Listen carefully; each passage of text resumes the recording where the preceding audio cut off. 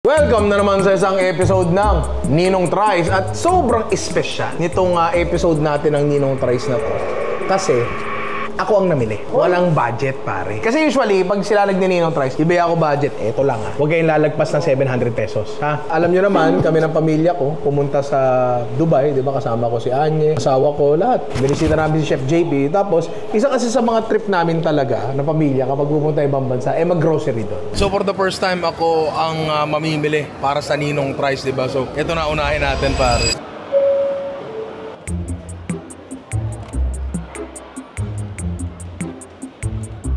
So, dito tayo sa Carrefour. Malaking grocery to. Dito tayo maghahanap ng mga pang-Ninong Tries natin. Posibleng wala tayong mabili dito, pare. Pomegranate molasses. Nor vegetable stock, pare. Vegetable spice, fish spice, potato spice, totally spice, Spice Girls. Kita nyo naman? Naka-full costume kami. Ang tawag dito ay... Aray ko! Kandura. Kandura. Yes. Mga ninaanak ko pala si Anya, baka hindi nyo alam. Ha? Ano to hindi to mockery hindi disrespectful tong ginagawa namin. Tinanong pa namin yan doon, ang mga lokal doon kung okay lang ba. Hindi lang isa yung tinanong ko, okay daw sa kanila na nagsusuot ng ganito. Actually, meron kami shop na dinaanan na talagang, bilihan talaga ng ganito ng foreigner. Pangarap ko magsuot niyan, di ba? Ikaw kuya, you wanna wear? Ganyan? You want? Okay. How much? Full set 150. 150? Okay. Wow! Ano yan? Ay, ang cute-cute. Buning-ning. Oh. Pogi naman. Pogi. Wow, look local, huh? Yeah. Arabic now, huh? Habibi. Habibi. Come to Dubai. Ano yan, te? Angas. Ganda, Ang ganda, Mukhang prinsesa. Ako naman, ha? Nee. Wala atang ganito kataba.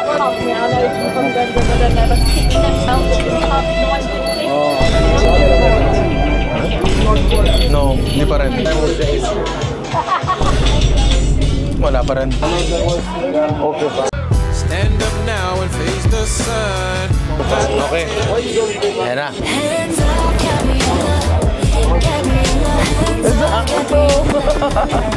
Hindi siya mainit, Shape sa leg. Habibi, come to Dubai.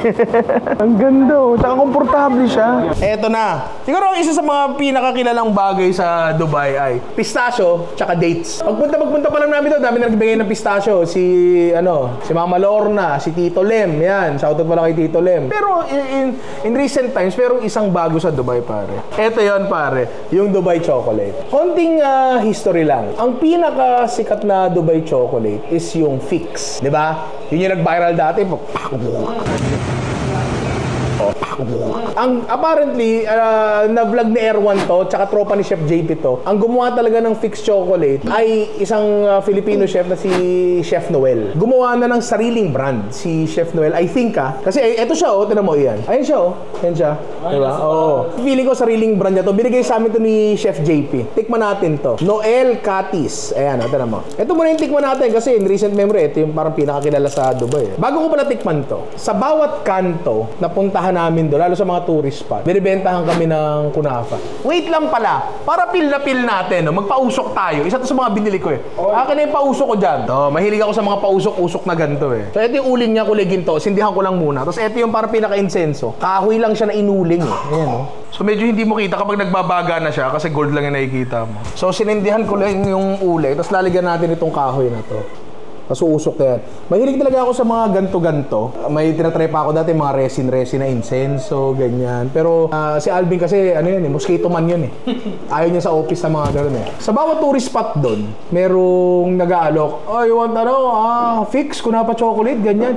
Nagsisimula yun sa 100 dirhams. Pababa na baba. You don't want? Okay, 20 dirhams. Ate, kuya, Fix, chocolate, kunapa, ganun. Tapos, ewan ko teorya ko lang to umaabot minsan sa presyo pinakamababa, 20 dirhams. Ang 20 dirhams ay magkano 600 pesos? 2 plus 2 is 4. Minus 1, that's 3. Quick maths. 300 pesos. So feeling ko tuloy, may mga peki na. Ewan ko hindi ko sure Pero to legit to nagawa to ni Chef Noel, di ba? Ayan. Ang kapatid na natin gumawa nito di ba? Smell it, anak. Okay, stop. Baka maubos yung amoy. Baka maubos yung amoy. Okay, tikman natin to. Kailangan i-snap eh, no? Oh, ayan. Kitang-kita yung kunafa. Take this one.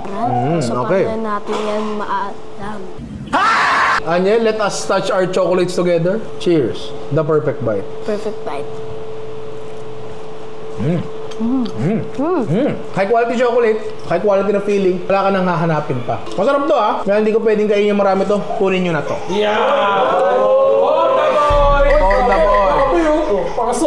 Pero ang malupit kasi doon, yung Dubai chocolate, parang hindi naman ata siya proprietary kasi meron na rin mga iba't ibang brand. So ito, Galaxy, known na brand ng chocolate ito, meron siyang pistachio kunafa din, di ba? Natikman mo na ba ito, Nak? Yes po. Ito, this one, natikman mo na? Okay, you're not gonna taste na ha?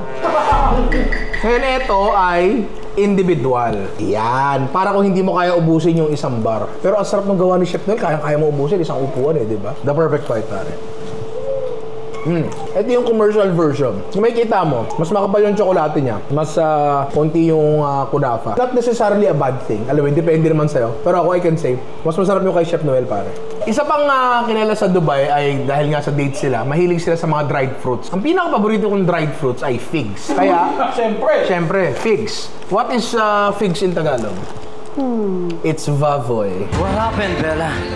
Why are you crying again? Ito ang pinaka-paborito kong dried fruit figs. Binili namin to sa Bur Dubai o dun sa Old Dubai kasi isang street yun na puro spice. Alam mo yung mga typical na parang nakabundok-bundok. Para ito na nga yung street na puro mga kung ano-anong spices na hindi ko naiintindihan at gusto kong matutunan. Tulad nito, ano yan, mukhang bato. Ito, ano yan, asul. Ayun, ang dami kong ano-anong hindi ko kilala. Mabibili kaya tayo, teka nga. Parang ganon. Tapos, kasabay nun, may mga dried fruits din. Baka nakasaka ko? Oo, tapos naka ganon. Oo, nakapunta kami doon. Tapos mabango siya. Tapos ang problema doon, hindi ko alam kung anong tawag sa kanila. Tapos hindi ko rin alam kung paano gamitin. So bumili na lang ako ng mga ilang-ilang hindi ko kilala at ilang kilala ko, di ba? So eto, figs. Bumili kami ng normal na figs, pero hindi ko napapakita sa inyo kasi normal na figs lang yun. Eto yung kakaibang figs. Tulad nito. Slice siya, nakabukas siya. So kita mo agad yung buto. Eto naman maliliit. Masarap to pare pag may keso eh, di ba? Anyway, pag-date natin ang mga vavoy natin. The perfect bite. Medyo may harapan to, tapos kalahati palang ngipin ito. Ay, hindi na ba? How'd you find it? You like it? What's the taste? Sorry, ngumunguya pa. Apat at kalahati lang kasi yung ngipin ito. Tapos may buto-buto siya, tapos yung bones niya.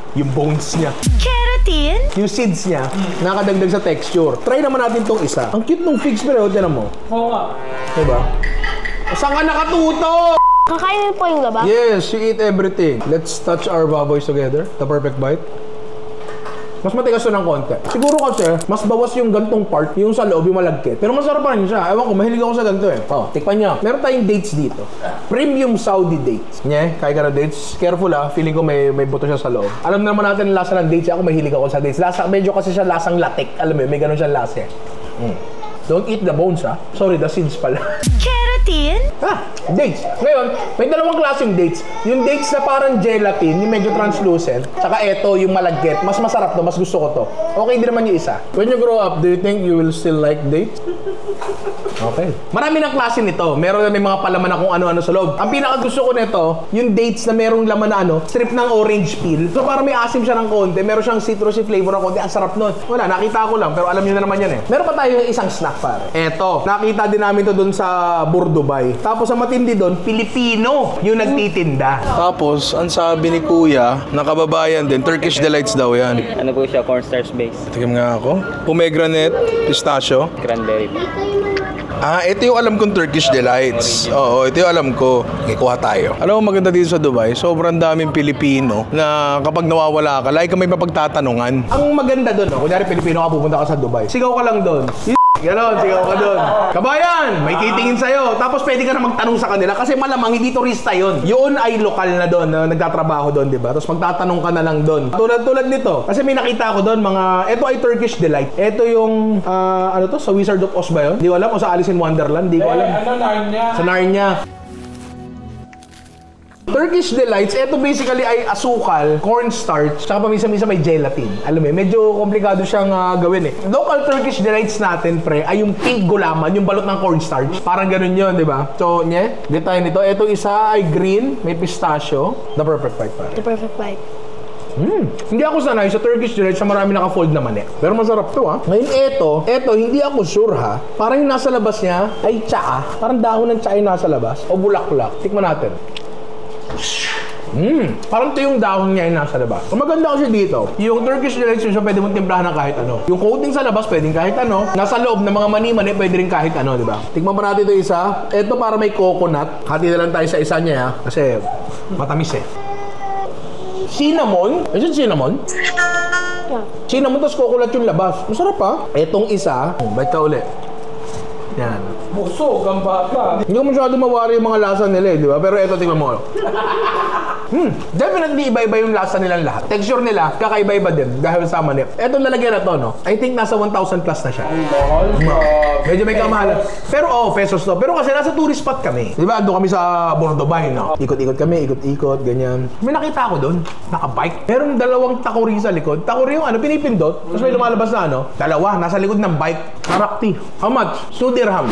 2 dirhams. Tapos sabi ko, okay, I get one. Para siyang milk tea. Para siyang gano'n. Matamis, no? Mainit. Tapos, maya nakita ko may lumapit uli sa kanya. Naglabas ng tinapay. Wait lang, may pagkain dito. Brother, Beans pakora. You, Filipino. This, pandikoko. how much coconut? This same Philippine. Ah, Bandikoko. pandikoko. So you have lots of Filipino customers? Ah, many Filipinos here. Filipino, African, Indian, Bengali, Sri Lankan. Everything. Thank you, brother. Thank you. Karakti, tsaka pandikoko. Pandikoko nga, pare.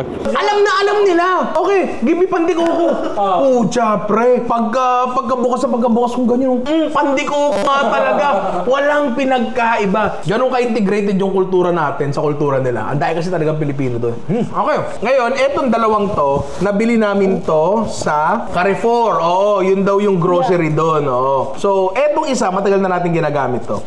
Pomegranate molasses o yung Nara XCC sosu. So, dahil to natikman ko na, dinagay ko talaga dito para matikman ni Anye. I'm like that. Don't you only have 3.5 teeth? Habang binubuksan ni Amid yan, eto, isa pang nakita ko pare. Ito mukhang masarap at merong paggagamitan ito. Tignan mo pare. Date syrup pare. Kung eto ay lasang dates na liquid, ang sarap nito pare. Anak, ikaw muna tumikim. This is just like dates. Dates sa dates yung lasa niya, pre. Actually, no, medyo kalasa niya yung rice syrup na ginagamit natin. Definitely may may application to. Try natin to. I've tasted this before. This is very good also. I like this. This is very sweet. Oh, why? What's wrong, my son? What's the taste, anak? Sim! I saw your face. Hindi naman. Oh, di ba? Sabi mo, ang sweet niyan. Dalawang vanilla ice cream. Yung isa, lagyan natin ng date syrup. Yung isa, lagyan natin ng pomegranate molasses. Sila rin pala yung gumagawa ng motor, oh. Tignan mo. Yung Yamama. Sir, iba po eh. Iba ba yun? Lagyan natin to. Taste muna natin to. Ito, sure masarap to. Sarap. Sarap, di ba? Stop with the sugar na, ha? Tapos ito, yung ating pomegranate molasses. Oh, the perfect bite. Maasim pa rin siya. Asim pa rin? Baka pwede mong gawing juice. Kalawin mo nga sa tubig. Tingnan natin. Etong dalawang to, ito ay galing din sa Bordobay. Ito yung binili ko dun sa sa Spice Street kung saan nakatira ang Spice Girls! Ano ba? Spice Girls, oo. Tapos eto, barbecue seasoning. Barbecue seasoning nila to. So, spice blend na to. Tapos eto yung cumin. Alam natin ang cumin ay amoy putok. Alam natin yan. Paminsan-minsan. Pero, dati, binigyan ako ng kaklase ko nung college. Cumin, galing sa Middle East din. Tapos sabi ko, bakit ganito yung lasa ng cumin nila? Hindi amoy putok. Tapos nakita ko, eto yun, no? Parang eto nga. At inamoy ko nga siya, hindi nga siya lasa o amoy putok. Mamaya, makikita nyo kasi lulutuin natin to. Ngayon, teka lang. Balik muna tayo dito. Ito yung pomegranate molasses. Taste mo. Ngayon, balik ulit tayo sa spices. Meron pa ako nakita mga spice blend. Ito ay commercialized na. Sa grocery na talaga to. Yan mo to. Vegetable spice, fish spice, potato spice. Dalawa na lang, pre, kakanta na ng wannabe yan, di ba? Dahil hindi naman natin to pwedeng tikman lang ng ganito, siguro lutuin natin, di ba? So, hahanap tayo ng pwedeng lutuin dito sa potato at sa vegetable. Ito ay gagamitin natin para sa karne. Tapos ito ay gagamitin natin sa isang dish na paggagamitan natin ito. Tira mo to. Dahon na nakabote, anak. Grape. It's just leaves in a jar. Kaya namin siya binili kasi hindi ko alam kung ano siya. Hindi talaga namin alam kung ano siya. So, ni-research namin kanina lang at nalaman namin na ito pala ay panggawa ng dolmas, pare. Yun, para siyang ano. Mahirap paliwanag eh. Basta pakita na lang namin. So, luto muna tayo. So, meron tayo ditong patatas na pinakuluan lang namin sa asin. So, meron tayong kawali dyan. Nalagyan natin ng butter. May future ba? Okay, kaya mo yan, anak. Lagyan na natin yung patatas. Tapos, ilagay natin yung potato spice. Tikman nga natin kung ano. Ito ay may asin na. Meron. Simplado na siya, may alat na. So, lagyan natin ng potato spice. Wala tayo ibang ilalagay Ito lang talaga. Tapos, ang gusto natin mangyari dito, medyo matusta ng konti yung patatas, ha? Kasi pre, pag ito gumana, kailangan malaman ko kung anong spice blend to. Ito, nakalagay dito, ingredients niya. Salt, potato starch, sugar, onion, garlic, dextrose. Sakto pag may sakit ka. Tsaka ito yung pinakamaganda ingredient na madaling gayahin. Spices. So medyo mahirap siyang gayahin kung titignan mo yung ingredients, pero baka naman kaya ng dila natin, di ba? So lutuin lang muna natin to, tapos balikan niyo ako dito. Oh, pre, ang bango, di ba? Namoy niyo. Kaya natin yung dila. May spices and seasoning. Yes. Tayo kasi sa Pilipinas, hindi natin kinakain ng patatas na stand-alone unless ito ay French fries, di ba? But it's very hot, ha? Be careful. Tinanong ako ni Anya noong nakaraan. Sabi niya sa akin, Dad, why is your P always an F and your F always a P? Anak, because I'm a Filipino. That's why I speak that way. Tikman natin to, pare. Amin muna. Mabango, ha? Mabango. Pag dikit natin mga patatas natin, the perfect bite. Kaya? Pero pre masarap siya. Actually, medyo sumobra ng konti yung lagay ko. Sa akin okay to. Pag okay sa akin yung alat, hindi yun okay sa iba. Pero mamaya matitikman nyo naman, di ba? Diba, no? Tapos ang simple-simple lang nung ginawa mo, pre. Nagpakulo ng patatas, ginisa mo lang kasama to spice blend na to. Sa akin, masarap yung spice blend, pero hindi mo kailangan to. Pwede kang humanap ng sarili mong spice blend, tapos gawin mo tong bagay na to. Napatunayan natin na okay yung potato spice. Ngayon, try naman natin yung vegetable spice. Next natin yung vegetable spice. So, alam ko, vegetable din yung patatas, pero hayaan na natin. Kumuha na kami ng mga random na gulay dito. Ito, sibuyas. Anak, can you hand me the bell peppers? Yan na natin yan, sabay-sabay na. Yan. Tapos, lalagyan lang natin vegetable spice and everything nice. Plato, pare, mabilis lang to. Ngayon, etong batang sa tabi ko, hindi siya excited. I'm gonna ask you a question. Are you gonna eat vegetables? Sige daw. Mga random na gulay, ginisa lang with butter, tapos ilagyan ng vegetable spice. Sige, nakuha ka. Kahit isang piraso lang muna. The perfect bite. Ang init. Ano na? Ang init eh. Sige, habang nagdudusa ang anak ko, magko-comment na ako, pre, masarap siya. Masarap siya.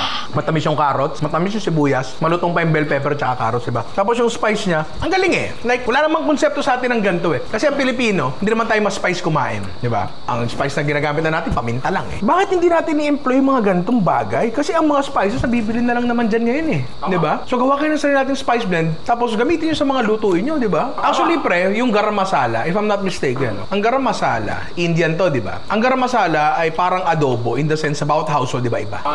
Spice blend ang meaning. Spice blend ang meaning ng garam masala. So, bawat bahay, iba-iba lasa ng garam masala. I think hindi ako sure, sa pagkakaalala ko lang.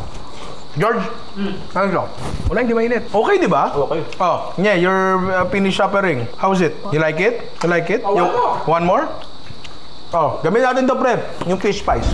So, fish spice. At meron tayong fish dito at ito ay salmon. Tutunan natin yung butter. Tapos again, wala tayong iba masyadong gagawin dyan. Kundi, Magtanggalin sa bato. nakachinelas lang ako eh. Natatakas. Hindi kasi mahaba yung damit mo. Lagyan natin yan. Daddy, Yes, anak. I have a question po. Sige. Why do you always marinate the fish first before putting it onto the... It's not marinating, anak. When you marinate, you leave it with the seasoning for a long time. Sir, pwede po bang Tagalog lang, sir? Kami nag-uusap, ha? Anyway, salang na natin swa. Yan. Actually, kasya pa pala isang isda, no? Akin na. May I try po? Sige. Okay na, kalat mo na. Yan. So, prito na lang natin yan. Pag naluto, tikman natin. Pare, maganda pa dito, natusta yung spices niya. Kasi doon nga sa ingredient list, may asukal. Alam mo yun? So, nagba-brown. Kuha ka dyan sa belly part, ha? Careful, ha? It might be hot. Ayan na nga. Kaso na. Pag dikitin natin mga isda natin, the perfect bite, pare. Ayun na, kanin. Yan. Daddy, save some space kasi we're still gonna eat more, I think. You underestimate my power, my son. Ang salmon sa asin, saka butter, masarap. Legit masarap yung fish spice. Alam mo sa totoo lang, kahit naman pag halu-haluin mo, gusto mo yung potato spice, lagay mo sa salmon Gagana rin naman talaga yan di ba? Pero ang akin lang, hindi natin ginagawa tong bagay na to, no? Bakit hindi natin i-introduce tong technique na to sa mga pagkain natin? Ang simple-simple, gawa ka ng sarili mo spice blend, lagay mo sa kahit anong luto mo, pasok, di ba? How do you like it? You like it? Very good, no? Sarap, di ba? Okay. Ngayon, doon naman tayo sa isa, gamitin naman natin ito, yung barbecue spice lang. So, meron tayo ditong magandang steak, pare. Kita nyo naman, di ba? So, ngayon, ito ay hindi siya tulad doon na may asin. Para sure, tikman natin. Anak, you taste this. Na-technical yan, Ikaw kasi, bandali yung isusok-sok mo Wag na pala, anak. Maanghang siya. Wag na. Baka mayari ito. Sige, gusto mo tikman konti? Great boy. Konti lang. Hindi, ano yan? Tinitraining ko yung kumain ng maanghang. Daddy, I'm strong. Di ba? Meron siya. Pero may konting alat na siya. Pero kulang siya ha. Kuha tayo ng asin. Anak, help mo nga si daddy. Lagyan mo ng salt. Sige, lagay mo. More pa. Okay na to. Kasi may konting nga to. May konting alat nga to. Eto, mantika muna. Bakit? Ba't hindi butter? Bakit? Tinatanong ko nga kayo Hindi masunog. Hindi manigit. Hindi masunog, leche. Tapos dahil ito ay medyo makapal, medyo may spice pa siya, baka masunog. So medyo hihinaan ko ng konti yung apoy. Makapal naman to marami naman tayo oras dyan. Ngayon natin yan. Sige, balikan nyo pagluto na, pare. Ngayon, maraming butter. Lagyan mo dyan. So ko pang maglagay, kasi i-base natin yung butter di ba? Kakapit pa yan dun Alam mo, Gordon Ramsay di ba? Tapos itong butter na to, huwag yung sasayangin yan, pre ha. Tapos sa kanin, ba't hindi? Fish ba? Alika dito. Tira mo. Diba? So ngayon, i-rest natin to bago natin i-slice yan. Ihiwain na natin to gamit ang aking napakagandang kutsilyo galing National Blade Works, pare. Ano kulay Ganda ba kulay? Okay ba luto? Okay ba? Okay. Maganda, maganda. Yun Ay, ayun Okay naman. Taste mo yan. Let us stick our steak together.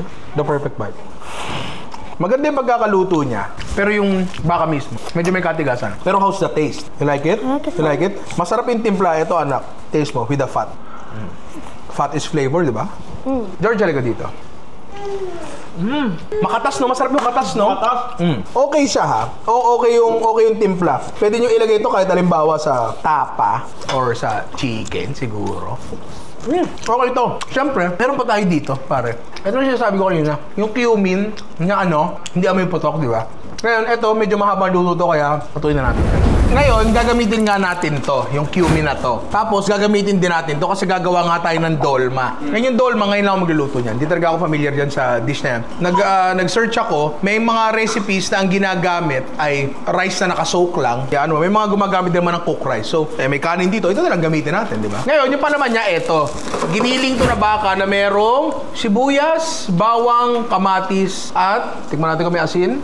Yes, meron na siyang asin. Lalagyan natin itong cumin. Yan natin yan. Medyo damihan natin kasi masarap to Gisa na lang natin hanggang umamoy. Mas manamis-namis ng konti yung amoy niya. Kesa dun sa normal na cumin ang ginagamit natin. Lagay natin yan dyan. Not all. Yung dolma na nakain natin dati sa feta.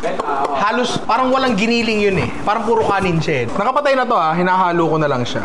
Tapos, hindi pasuyungan ng tray. Teka lang. Pwede natin lagyan ito. Pero mo, may sarili siyang filter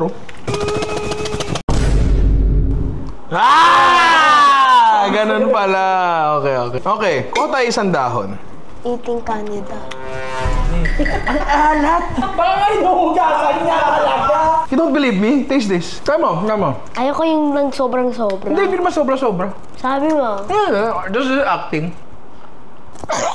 Ang alat niya. Maganda daw mag-roll yun ng dolma. Binanlawan pala namin kasi ni-research namin. Kailangan pala binabanlawan. Teka, tikman ko nga ulit. Hindi na siya ganun kaalat Tama. Huwag tayo ng palaman. Hindi ko alam kung masyado marami yan. Feeling ko masyado marami. Ganyan.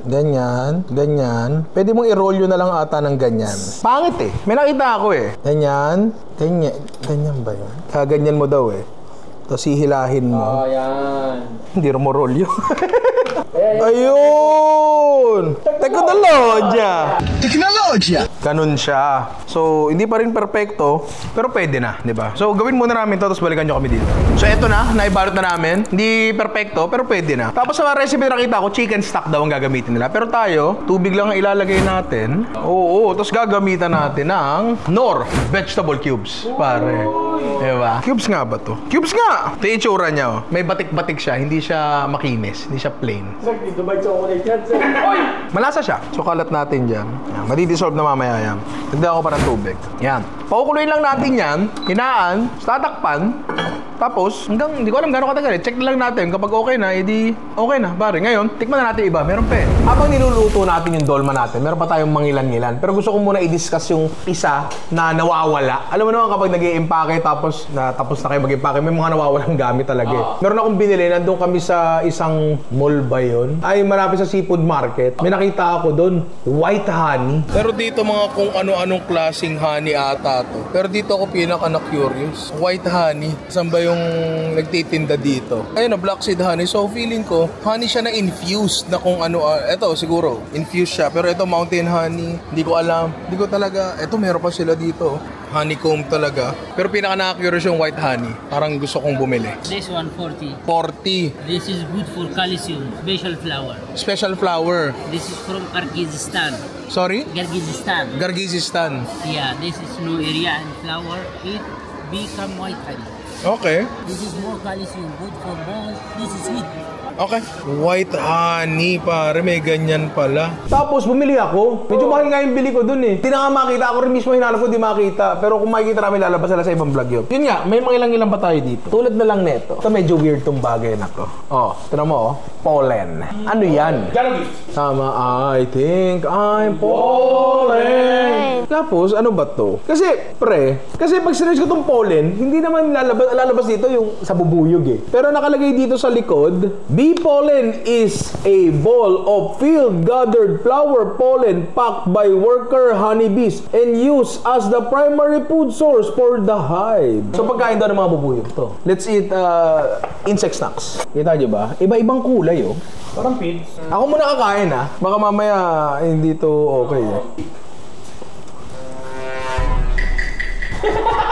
Teka nga, is eating bee pollen good for you? Bee pollen can be eaten in various ways. Sprinkled onto food topping, blended into drinks, can be added on yogurt, cereal, smoothies, and even in baked goods. You don't believe me? Taste this, anak. I believe you. Taste this. Itong bee pollen, pinapakain sa manok. Pinapakain sa manok yung bee pollen. So, eto, garlic pickle in vinegar, pare. So, kung makikita, etong brand na to, itong Mother's Recipe na to, merong gantong brand sa atin eh. Available naman to, makahanap naman to dito. Tikman natin to. It's basically garlic in vinegar. Ano, can you smell?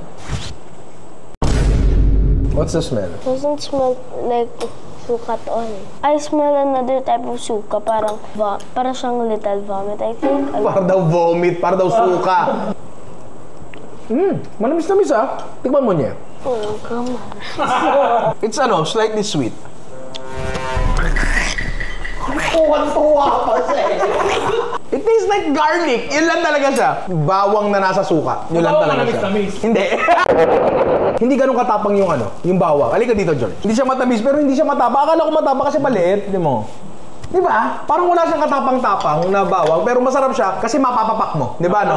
Masarap. Alam mo sa masarap to?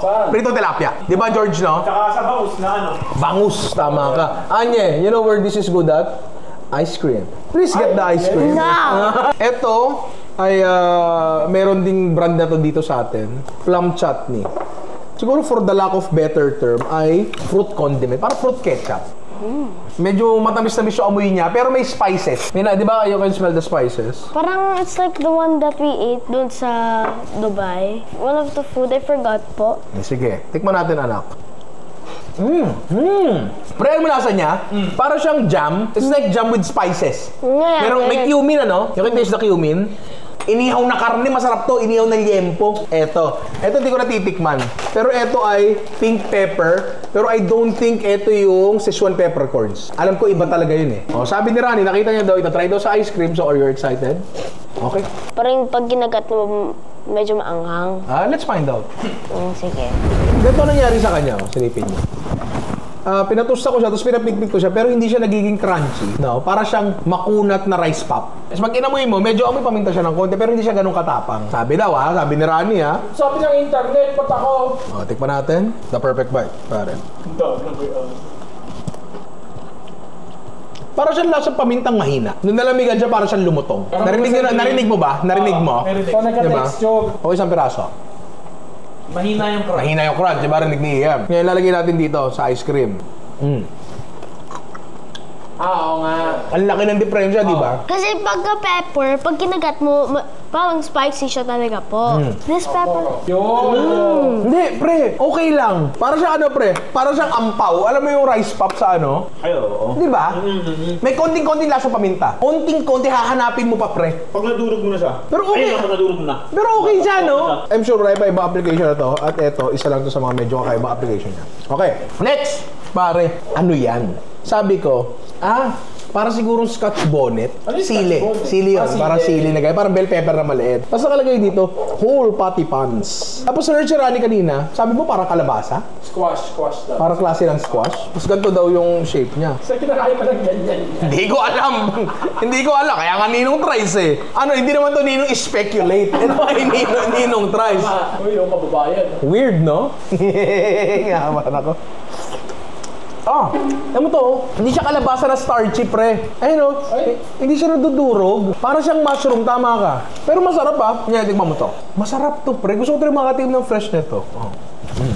It's just a bit asim. Mahina sa asim tong batang to eh. For me, parang nagiging, like very, very little percent of sweet. Yeah, medyo manamis-namis din siya. It's a bit sweet din, di ba? Manamis-namis naman talaga siya. It's like achara, di ba? Parang pickles. Para siyang pickles pero hindi ganun katalim yung asim. Hindi to panluto, pangpapakto para sa akin. Pare, ang sarap niya, sobrang sarap niya. Ngayon, meron lang tayo isang inaantay yung dolma natin. So, check natin yun. Tapos pag okay na, tikman na natin.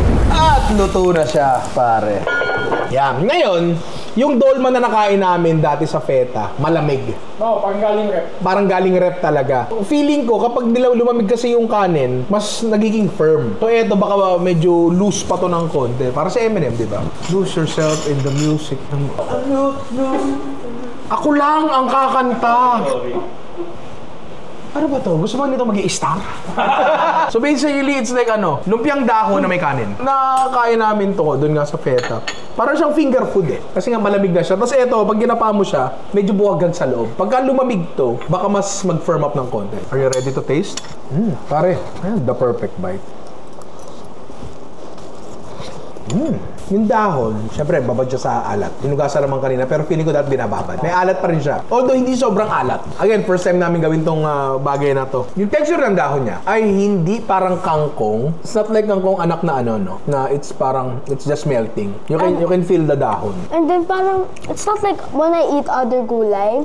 Okay lang dyan po sa akin. Pero, why? Sige. Ang galing sa bata. Hindi daw tulad na ibang gulay na kinakain niya, ito daw okay sa kanya. So why is that okay for you and the other gulay it's not okay for you? kasi the other leaf gulay, parang matigas i-chew po. Eto, I mean, mangunguya mo siya, pre, okay siya. Pero dapat ata malamig talaga. Tsaka dapat mas tight pa yung pagkakabalot namin. Tsaka ganito, yung isang recipe kasi na nakita ko, yung mas mahirap, ang ginagawa nila doon is binababad nila yung bigas, halo nila yung giniling, hilaw pa yung kanin. Hilaw pa. So kapag naluto siya, mamamaga yung kanin, mas mahigpit siya, mas siksik siya. Tama kasi doon pala sa tataba. Doon pala mag-e-expand. Siguro yun talaga dapat. Tsaka yung iba, nakita ko yung gumagawa ng dolma, pero hindi lang one layer, yun patong-patong na marami, isang buong kaldero. Pero masarap siya. And kung meron ako mabibili yung dahon na yun, gagawin ko yung kasi, gusto ng anak ko, yung dahon. Ang bata medyo mahirap pa kainin ng gulay, di ba? Kinakain ng gulay lang ito, french fries, saka potato chips, di ba? Pero yan, kumakain ng gulay. Kung meron ito, gagawa pa ako. So, ayun, sana nag-enjoy kayo sa episode ng Ninong Tries na ito. Eto nga, ang pinaka nagustuhan ko, siguro yung realization na pwede tayong gumawa ng sarili nating spice blend. Kung produkto, ano yung pinaka nagustuhan kong produkto? Yung grape lips. Bakit? Kasi mapapakain ko na ng gulay ito. Kakainin niya yan, pre. Kakainin yan. Sana lang I'm sure may mahanap ako dito yan. Dolma nga, meron dito. Nakagawa ang feta. So siguro, may nabibiling grape lips dito. Ikaw, Anye, what did you like the most? Kasi it was the potatoes, but I also like this one po. It's atay. Ako, natuwa ako dito kasi ang dahil familiar pero ang dami rin kakaiba. Ang dahil ko natutunan. Ang dahil ko i-apply sa sarili kong buhay dito. And kayo, sana nag-enjoy kayo sa episode to. And kung gusto nyo pang makaroon ng mga gantong episode, click nyo lang dyan. And kung gusto nyo pang makita si Anye, comment nyo sa baba. Type Anye 456452. Kung gusto nyo pang makita si Anye dito sa vlog na to. Ulitin ko, Anye 456452. Okay, magkakamali doon. Okay, and ayun, bye-bye. Tara, Anye. Let's give this to your mommy. Mamaya na pala, palabigin muna natin.